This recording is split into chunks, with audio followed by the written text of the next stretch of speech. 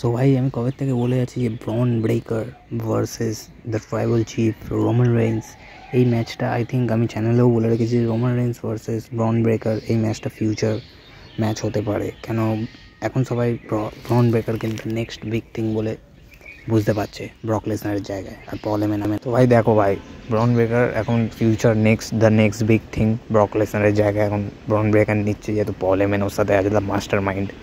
ঠিক আছে, তো আমার এইসব নিয়ে কোনো আপত্তি নেই।